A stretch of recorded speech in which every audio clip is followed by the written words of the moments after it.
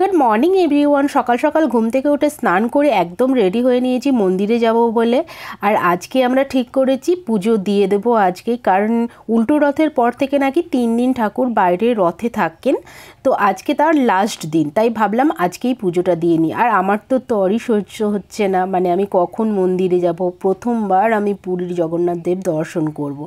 Room lock করে চলে এলাম কলিকের রুমে। ওরা ফ্রন্ট সাইডে রুম নিয়েছিল আর আমি নিয়েছি ব্যাক সাইডে, যাতে একটু নিলিবিলিতে থাকতেও পারি আর ঘুমের ডিস্টার্ব বা ভিডিওতে ভয়েস দিতে যাতে কোনো অসুবিধা না হয়। প্রথমে এখানে গোপুসোনার পুজো দিয়ে দেওয়া হলো, আর তারপর রেডি হয়ে আমরা এখানে অপেক্ষা করছিলাম আমাদের আরও যারা আছে সাথে, তারা কখন রেডি হয়ে বেরাবে। একসঙ্গে বেরাতে গেলে এটা একটু হয়েই থাকে। যাই হোক, ফাইনালি আমরা বেরিয়ে পড়লাম। এই লাইনে দেখো সেই যে লাস্ট মানুষটাকে দেখতে পাচ্ছ, এটা পুরোটাই আমরা সবাই একসাথে এসেছি, মানে আমরা টোটাল পুরীতে 24 জন এসেছি। আর এখানে প্রত্যেকটা পরিবারেই কেউ না কেউ পুলিশেই চাকরি করে। যাই হোক, চলে এলাম মন্দিরে। আর ওই যে দূরে দেখতে পাচ্ছ মন্দির, আমি তো প্রথমবার দেখলাম, আমার তো ভীষণ খুব ভালো লেগেছে। আর সত্যি বলতে এখানে আসার পর মানে মনটা পুরো একদম শান্ত হয়ে গেছে। আর আজকে জানো তো এখানে রসগোল্লা ভোগ চড়ানো হয়।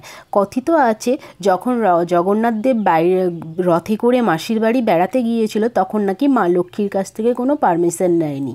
যখন 7 দিন পর আর কি ঘুরে এসেছিলেন উনি, তো বলরাম সুভদ্রাকে ঘরে ঢুকতে দিলেও জগন্নাথ দেবকে ঢুকতে দেওয়া হয়নি। মা লক্ষ্মী আর কি ঢুকতে দেননি। তখন জগন্নাথ দেব মা লক্ষ্মীর রাগ ভাঙানোর জন্য 1 হাঁড়ি রসগোল্লা নিয়ে এসেছিলেন। তো ওই উপলক্ষেই ওই ত্রয়োদশীর দিনকে, মানে আজকের দিনে এখানে রসগোল্লা ভোগ জগন্নাথ দেবের উদ্দেশ্যে চড়ানো হয়, আর সেই ভোগ সবাইকে বিতরণ করা হয়।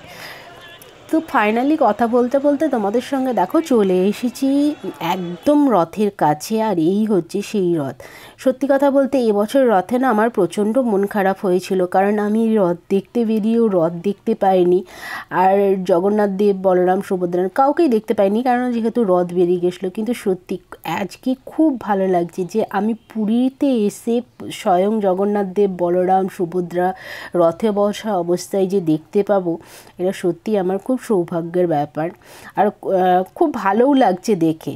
কিন্তু এখানে ওয়েদারটা এতটাই খারাপ, কি বলবো, কখনো মুষলধারে বৃষ্টি শুরু হয়ে যাচ্ছে, তো কখনো চড়া রোদ উঠেছে। তো প্রথমে এখানে আমরা প্রণাম করলাম হাত জড়ো করে। আর এখানে দিয়া বিক্রি হচ্ছে, ঘিয়ের প্রদীপ, তো আমরা সেটাই দেখালাম। যেহেতু আমাদের পণ্ডা ধরা আছে, তো সেই পুজোটা দিয়ে দেবে, আমাদের এখানে আলাদা করে কিছু করতে হয়নি। আমরা যদিও সকলে না খেয়েই এসেছিলাম এখানে। তো এখানে এসে প্রথমে হাত জোড়ো করে ঠাকুরের প্রণাম করলাম। আর এখানে তো কীর্তনও হচ্ছিল। আচ্ছা, আমি তো একটা জিনিস বুঝতে পেরেছি যে মাঝেরটা হচ্ছে জগন্নাথ দেবের রথ, আর বাকি দুটো রথের মধ্যে কোনটা কার রথ আমাকে একটু প্লিজ কেউ বলবে? আমি না এটা একদম গুলিয়ে ফেলি, যতবার মনে করে মানে যা শুনি তারপরে আবার গুলিয়ে ফেলি। এই দেখো, আমি কিন্তু রসগোল্লা ভোগ পেয়ে গেছি। আগেই রসগোল্লা আমার খুব প্রিয়, তারপরে হচ্ছে জগন্নাথ দেবের মানে প্রসাদ। যাই হোক, এখানে পুজো দিলাম, ধূপ দেখালাম, প্রদীপ দেখালাম, প্রণাম করলাম, বেশ অনেকে কিছু ছবিও তুললাম। তারপর আস্তে আস্তে আমরা ওখান থেকে বেরিয়ে এলাম, কারণ আমরা যেহেতু নিজেরা রান্না করে খাচ্ছি, আমাদের রান্নাবান্নাও আছে, আর তারপর একটু রেস্টেরও দরকার আছে। আর রোদটা দেখছো কি চড়াভাবে রোদটা উঠেছে।